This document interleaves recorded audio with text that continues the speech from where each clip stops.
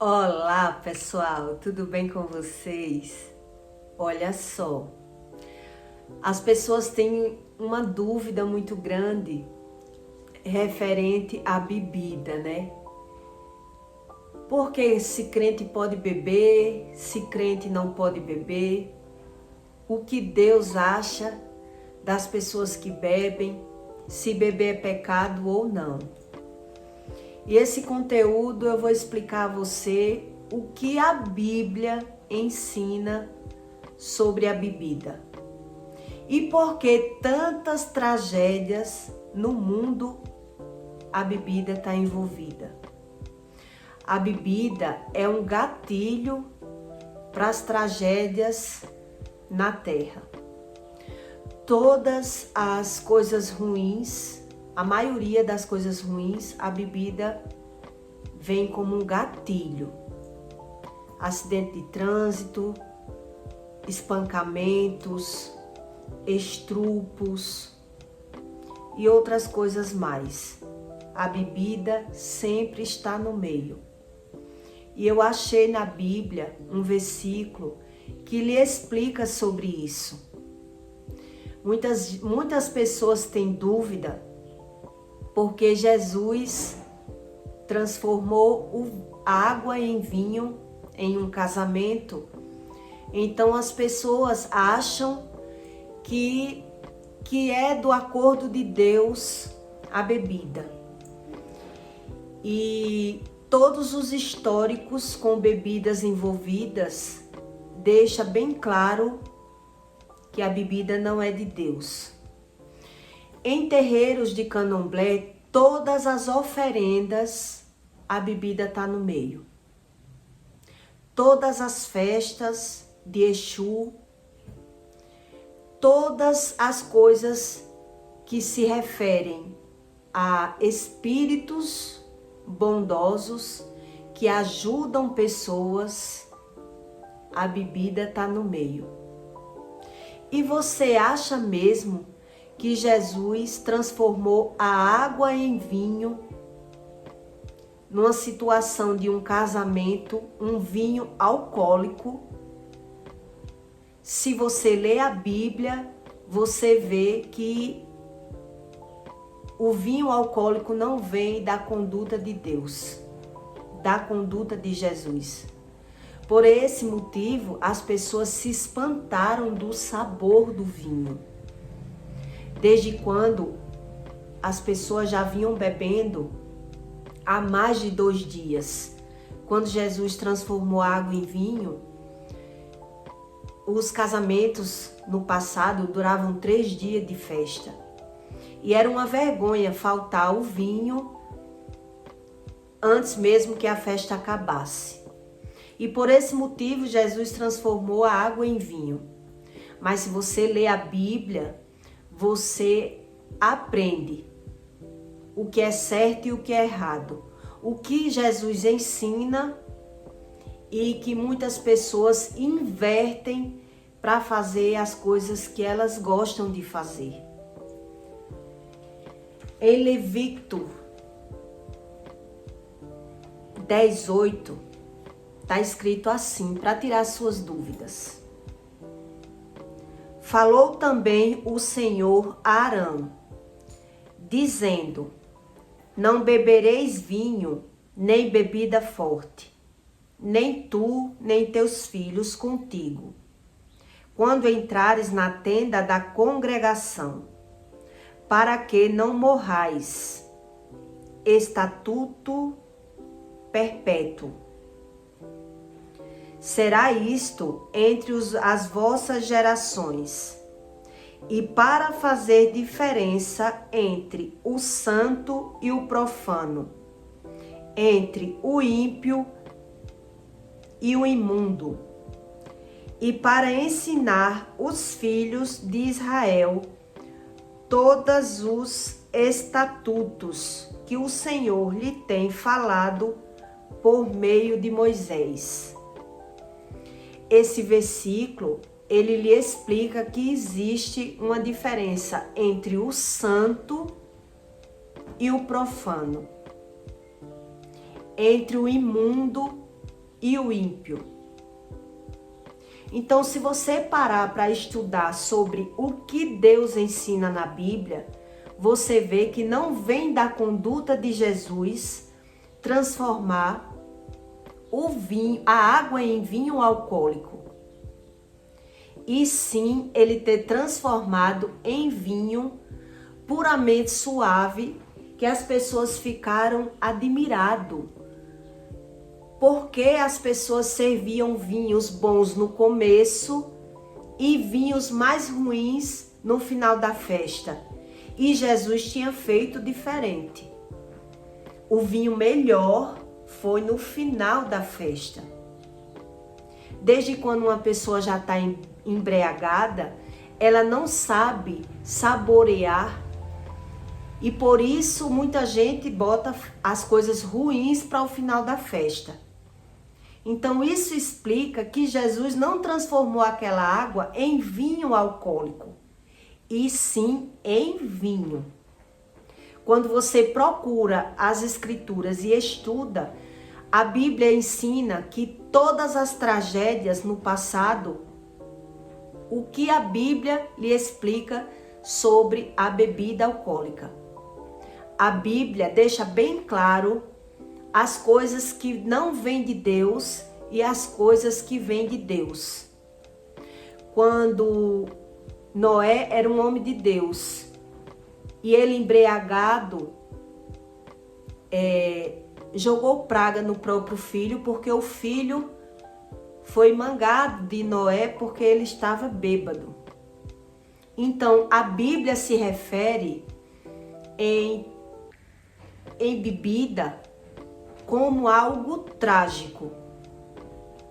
Não tem nenhuma passagem bíblica que explique que a bebida é algo bom na Bíblia. Hoje no mundo a gente vê todas as tragédias envolvendo bebidas.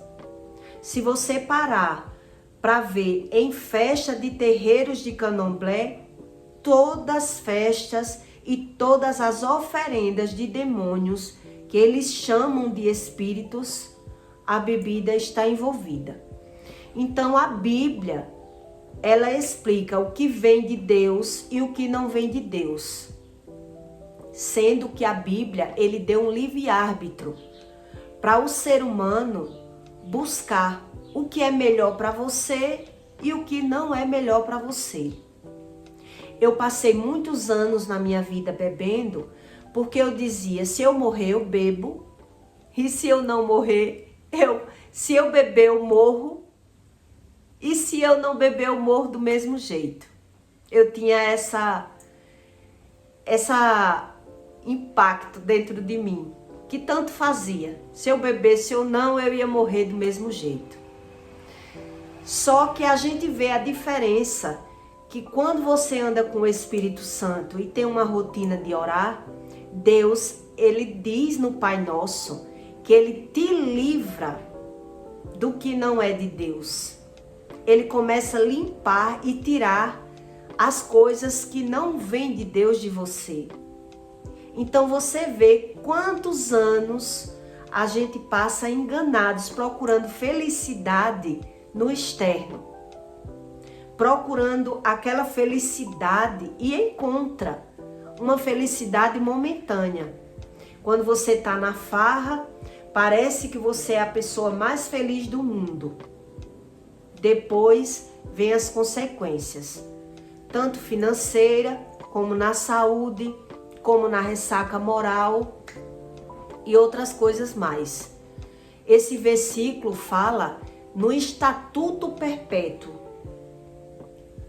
O estatuto perpétuo quer dizer, você vive perpetuamente enganado até chegar o dia da sua morte. Por isso esse versículo fala que aí está a diferença do santo e do profano. Então, quando você não tem base bíblica, a Bíblia também lhe ensina que aos olhos do pecador, tudo é normal. Tudo aquilo que ele está fazendo, ele não está fazendo nada demais. E tem outro versículo que fala que quem senta na roda dos escarnecedores jamais será sábio. Porque essa sabedoria que vem de Deus, que vem do alto, que vem do Espírito Santo, Deus não libera para aqueles que não conseguem nem sequer acordar e ver que vive no caminho errado. Por isso, as pessoas acham mais fácil dizer que não é pecado beber e o pecado é apenas ficar bêbado. Mas a Bíblia não ensina isso. Todas as vezes que a Bíblia se referiu à bebida, é expondo as tragédias dos enganos que as pessoas viveram com a bebida envolvida pelo meio. E nada mudou do tempo passado para hoje, se você parar para analisar as estatísticas que a bebida causa, as tragédias, a maioria, acho que 95% dos casos das mortes e das coisas ruins nos hospitais, a bebida está envolvida. Então, o livre-árbitro ficou para todos. Quando eu vivia pecando e buscava minha felicidade no externo, eu pensava dessa forma: se eu beber, eu morro. Se eu não beber, eu morro. Então eu tenho que aproveitar a minha vida dessa forma, procurando a felicidade no externo, nas farras e nas amizades. E o que eu colhi com isso? Doenças, sequelas. E com o decorrer do tempo, a gente vê que muitas pessoas vai deixando a bebida quando vê que o corpo não aguenta mais. Quando começa a aparecer as doenças. E é isso que esse versículo diz: para que não morras. Não bebas para que não morras. Então, quando a gente vive enganado, a gente diz assim: se eu beber, eu morro. Se eu não beber, eu morro. Mas aí, esse versículo está ensinando sobre a morte eterna. E a Bíblia fala, a Bíblia explica até sobre a morte. Quem herdará o reino de Deus e quem não herdará o reino de Deus. Quem tem sabedoria na terra e quem não tem sabedoria na terra. Então fica na sua mão e à sua disposição e o livre-árbitro sobre a bebida. É isso que eu vim explicar para você nesse conteúdo. Que nada é pecado desde quando você aceite o pecado para si. Tem uma passagem bíblica que diz que tudo me é lícito, mas nem tudo me convém. Quando você começa a ter essa sabedoria, é quando você aprende que você precisa de uma rotina de orar para se livrar aos poucos, para deixar o Espírito Santo tratar no seu interior o que realmente vem de Deus e o que realmente não vem de Deus. Porque aos olhos humanos, tudo é permitido. E a Bíblia ficou para explicar sobre, desde o começo do mundo até hoje, que as tragédias e o nosso coração enganoso, sem Deus, realmente nós não somos ninguém. E deixamos muitas vezes de procurar Deus por último. Eu tô novo, a gente pensa assim, né? Quando vive no pecado. Eu tô novo e deixa eu aproveitar um pouco a minha vida e deixa Deus por último. E é por isso que a Bíblia diz que quem vive na mesa e nas rodas dos escarnecedores jamais será sábio e só procura Deus no último suspiro. Não é verdade? E eu peço para você que deixe o seu like carinhoso e compartilhe o vídeo para ajudar alguém a entender melhor sobre a palavra de Deus. O Espírito Santo realmente faz uma limpeza espiritual para que você entenda o que realmente vale a pena nas nossas vidas. A felicidade, quando ela vem da forma correta, não precisa de bebida, não precisa de droga, não precisa de prostituição, não precisa de muito para a gente encontrar essa felicidade no nosso interior. É uma coisa inexplicável. E é isso que eu quero que você encontre.